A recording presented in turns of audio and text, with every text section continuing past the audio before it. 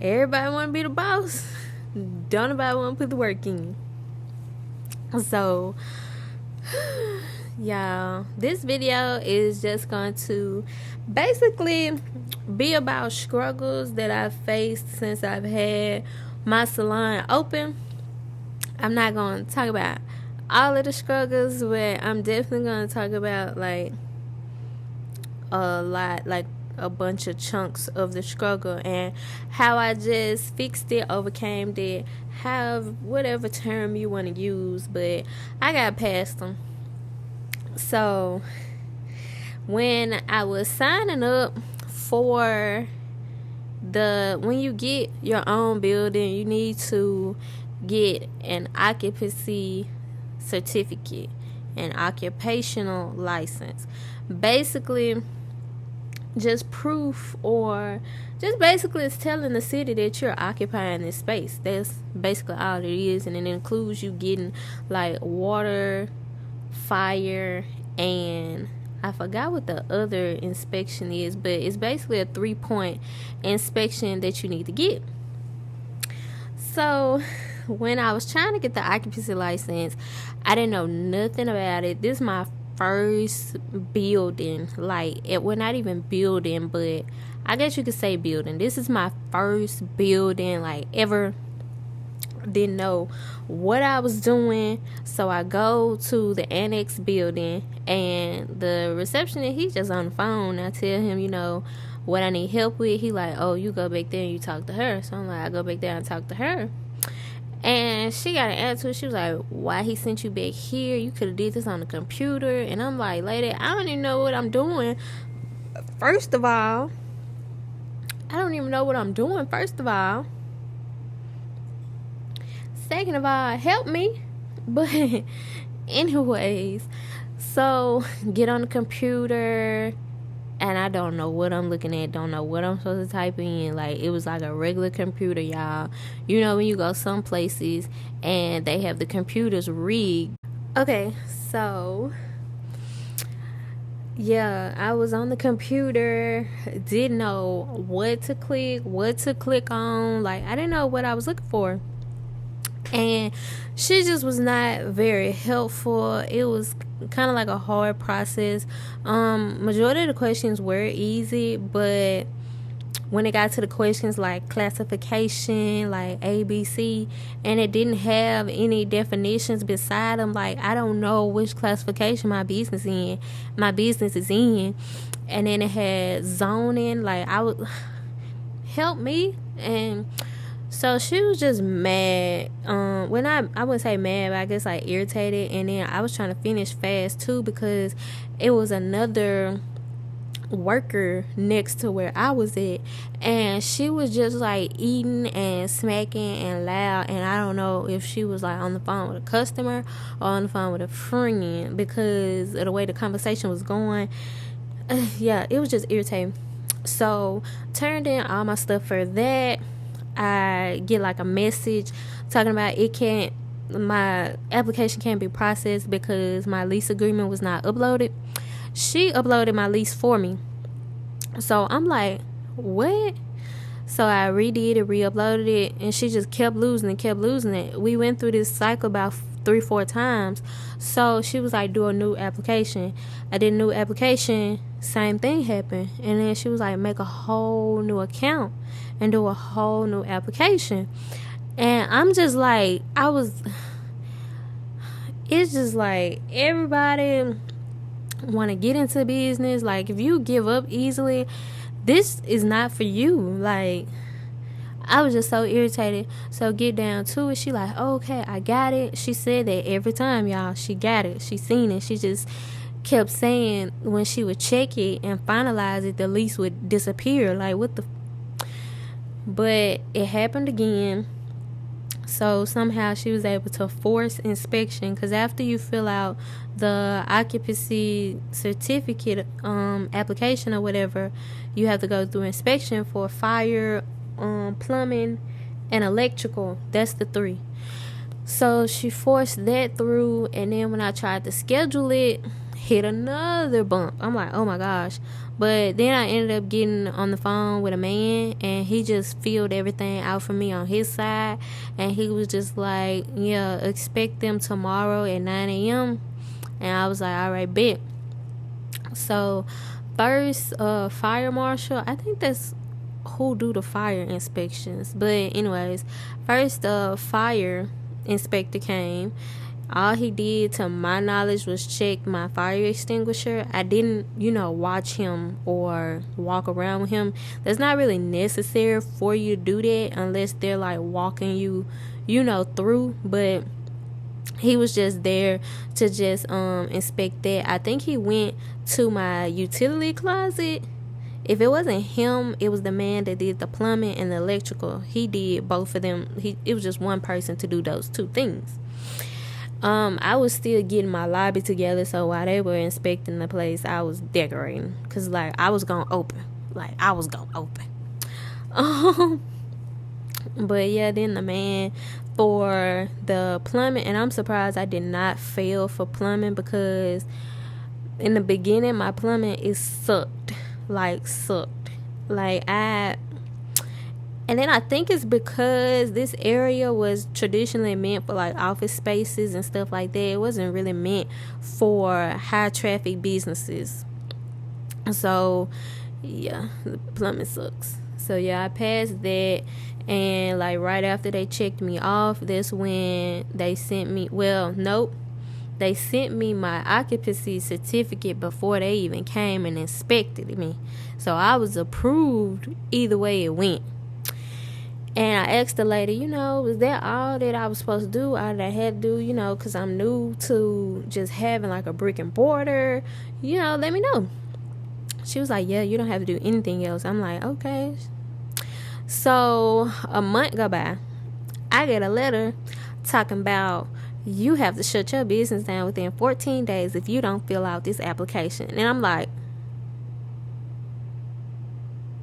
what? So I called the lady, I called the number that was in the letter, and I told her my situation. She was like, do you remember who it was? I said no, it was just a lady at the annex office, and she was more helpful. She told me, like, you got to fill this out, and she was saying exactly how to fill it out, and then she told me like everything else that I needed. But I guess I was on a bigger time frame than I thought, because like the third day she came up here, but I was on lunch, and she came and she was looking for me, and I guess to like help me fill it out or like tell me or something like that. And I missed her, so I called her back, and I really didn't understand one part of the application that I printed out, and she was like, you don't even have to do that part. And I'm like, getting the same vibes that this last lady gave me. But yeah, she was like, yeah, you don't even have to fill that out. You did it right. And later on that day, I took it over there. She walked me through it. Still really, every month I still call her because I don't understand this. So went over there, and she told me like all that I would have to pay. And I'm like, oh my gosh, like owning a business it's a little too much. It's a little too grown. But anyways, I had to go through that.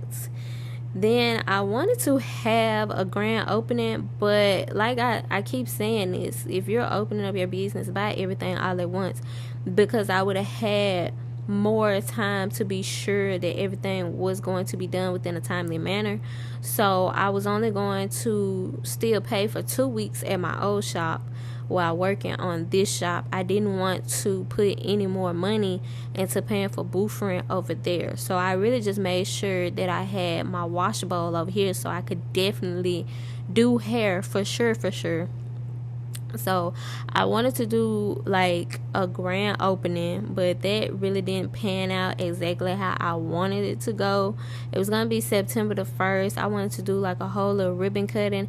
I didn't know the city brings the ribbon and the scissors, but you have to have a membership with the something of commerce. I can't. It's chambers of commerce. You have to have a membership with them. They bring out the ribbon and the scissors.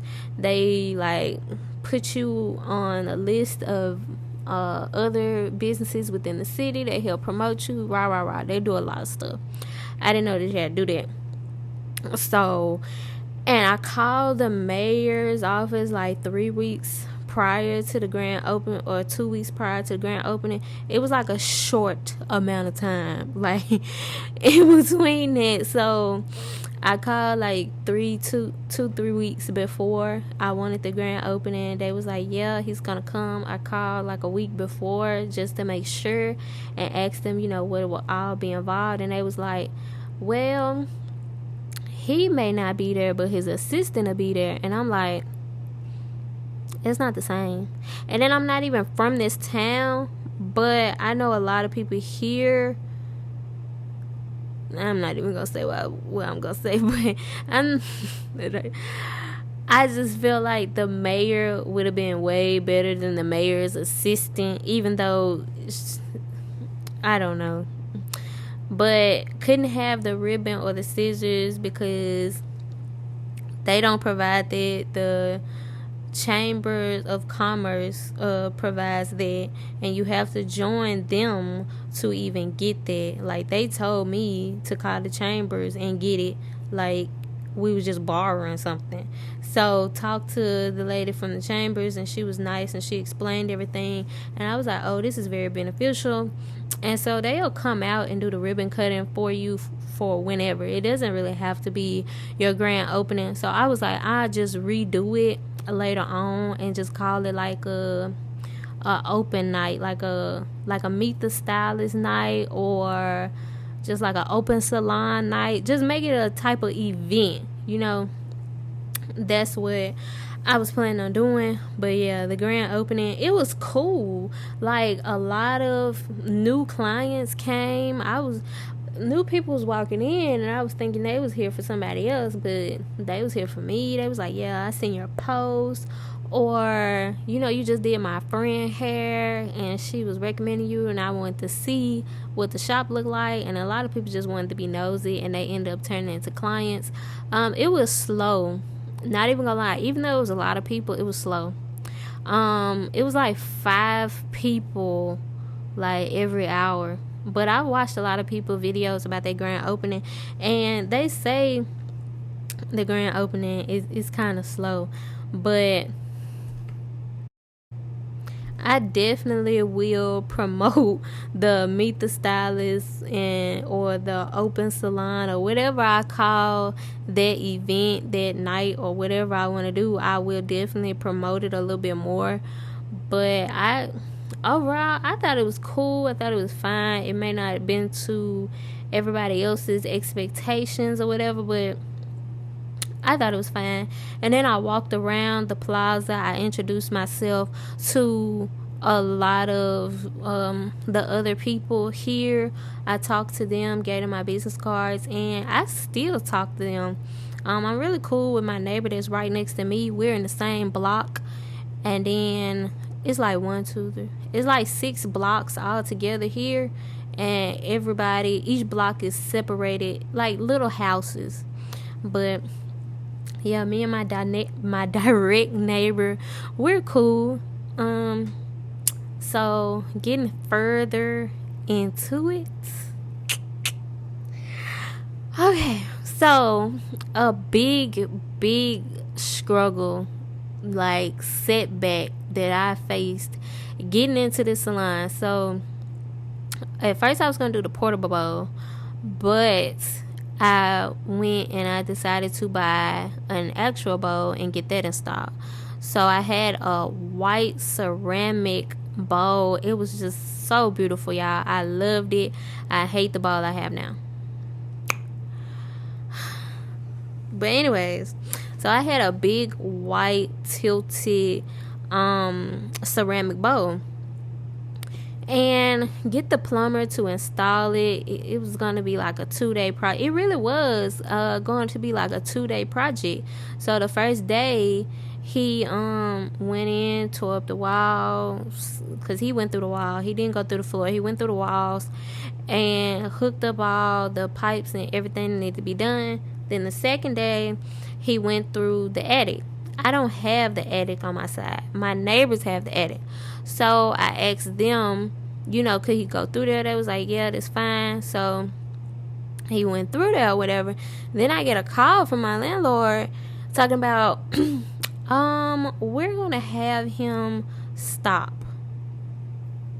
So I'm like, what you mean? She was like, because you didn't sign off with us. And I'm like, okay, when you showed me the place and I told you I was going to be a salon, I asked you, could I get a bowl? You said, yeah. When I called you 2 days prior, because he moves fast. When I called you like 2 days prior to tell you and get your permission again, but I really shouldn't have had to get permission when I told you, like, we already talked about this. I would not have went with a place where I couldn't do it. Like, literally every landlord that I went and talked to and I viewed their place, I asked them, could I install a salon bowl? And all of them said yes, but at your own cost, which is understandable. The same with her. So I really should have just had to do the little call to give you the heads up. And I called and she said, yeah, that's fine. And I told her everything that we would have needed to do. And I told her he needed to go through the attic. And she said, yeah, just make sure you clear it with your neighbors, which I already did. So why is you telling me to tell this man to stop? Yeah, it just gets on my nerves every time I just say it again. So why is you telling me to stop? And she was like, you were supposed to like sign the agreement or something like that. And I'm like, what? Like, y'all just pulling new rules out y'all at this point. Because yeah, this just irritated me. So he ended up like talking to her. So she was like, we got a plumber, you can go through him. And this man literally did everything. All he has to do is just put the sink like next to the wall to the pipes and just hook it up. Like, if I knew how to just do the shit, I really could have did it for him, because that's all that was left. We already did the other stuff. So, and I'm like, you gonna call somebody else? That's gonna slow my production down, because whoever you calling probably gonna rip up the floors. And then you want me to still spend my own money. Like, what sense does that make if you got a plumber? And she talking about, y'all, this building, this suite was vacant for so long before I came and got it. And she was saying, because we done already put kitchenettes in the third room in everybody's suite already. Yours was the last suite to do.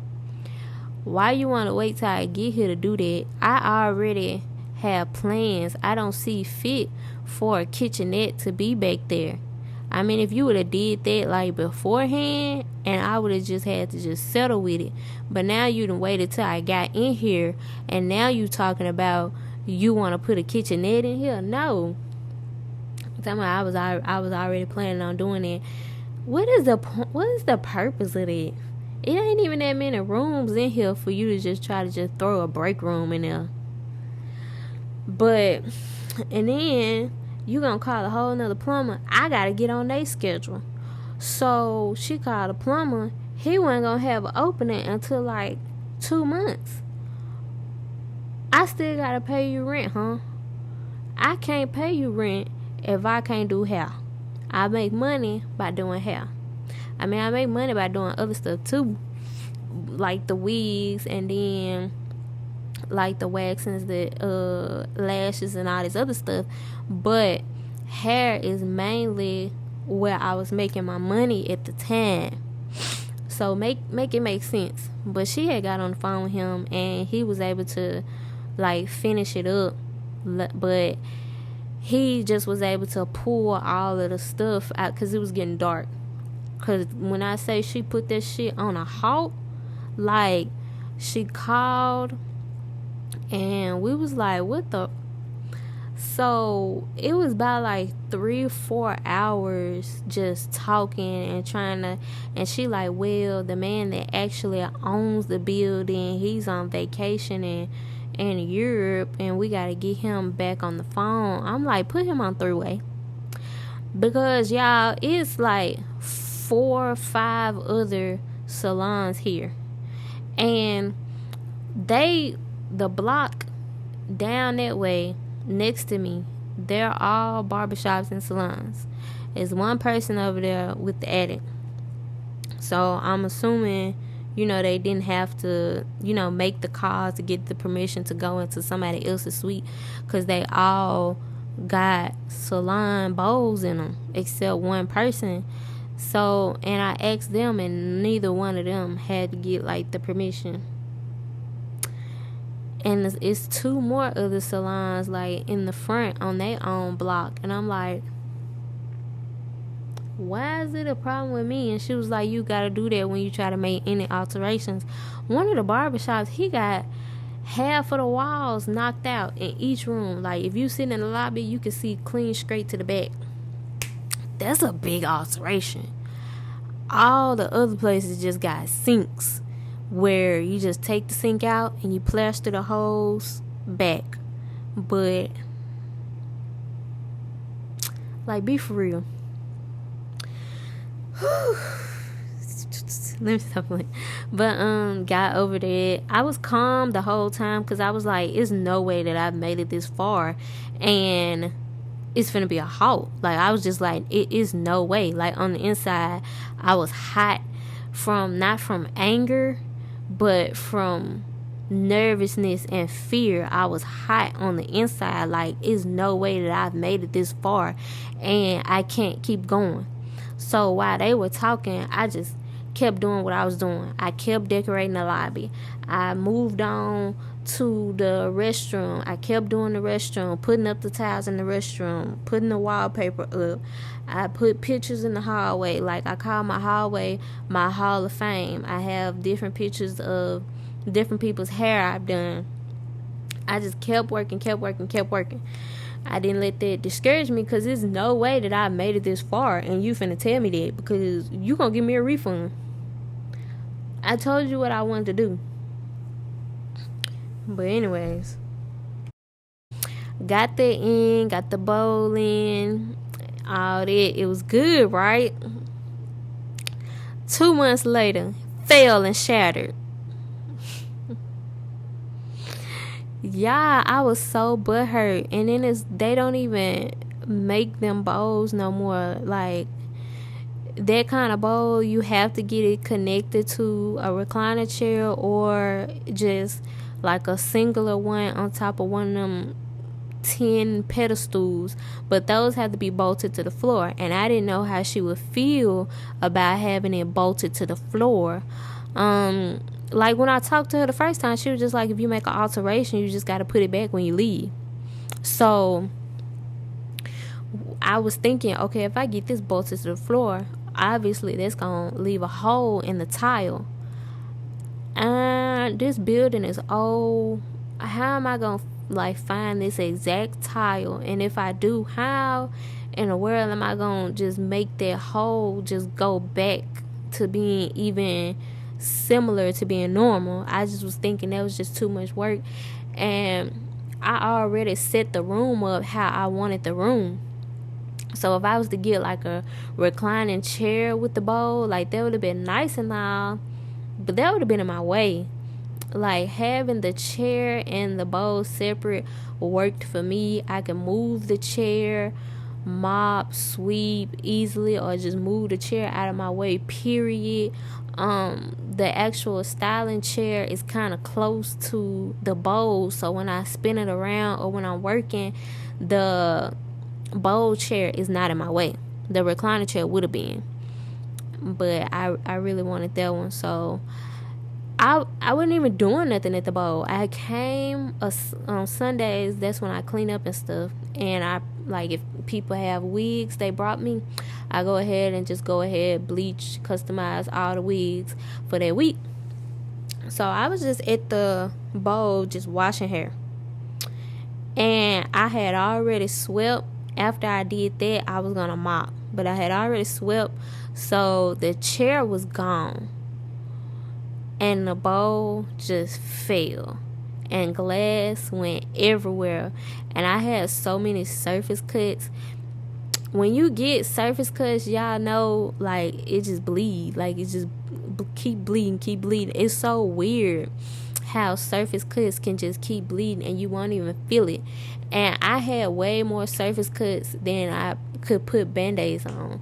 And when I got in the tub later on that night, I couldn't jump out the tub fast enough. Like, I had cuts everywhere, like on my feet, on my legs, because I think I had shorts on. I know I had sandals for sure. My toes were cut up, my ankle was cut up. Like, it was just crazy. I hope I got pictures of this so I can show y'all, but it was ridiculous. So as soon as it fell, I just get out my phone and I'm like, doo-doo-doo-doo. And no answer. Call 2 more times. Dang, get off me. Look, my stuff. But I called 2 more times, no answer. So I text him and I'm like, call me ASAP. So 30 minutes later, because I had like swept up the glass, put it in a bag, and then I was able to pick it up and put it in a box. I think I put it in a box that my blow dryer came in, like the rest of the bowl.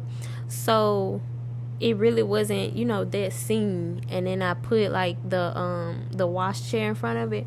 I had so many new clients coming that week, y'all. And new clients have to book first timers. So under first timers, everybody receives a shampoo and a conditioner. But first timers receive, like, whether it be a steam treatment, a deep condition, and then I analyze everyone's scalp. But I give first timers a treatment based off of what I have analyzed, based off what I feel like they need. Now it's just becoming like so normal to me. I've been learning like a lot of different treatments. We'll get into that later. I just get off track. But anyway, I had so many new customers, new clients, first timers that week, y'all. And I had to text them, and I'm so glad that they were all weave, because if they were silk presses, I don't know what I would have done. Like, I would have been so hurt, because silk presses are my most popular service. It's silk presses, then wig and styles, then lashes. But they were all wig and styles and sew-ins, and I'm like, I was still hurt because I had to like just take off. I took off a certain percentage because I was not able to treat their hair, and I was so hurt about that because I lost money. Even though I was still getting money, I lost money, and I did not like that. So that really put like a strain on me for like 2 weeks. So, but he paid for the bowl. It was cool. Shouldn't even have had to do that. Then I had to get a black bowl, and this bowl is like plastic or whatever. It's not as deep, it's not as wide, and then it's black. Like the white bowl, I didn't even get that many good videos. But yeah, y'all, I was really like butt hurt because they were first timers, and I like to do my big one on the first timers because I want to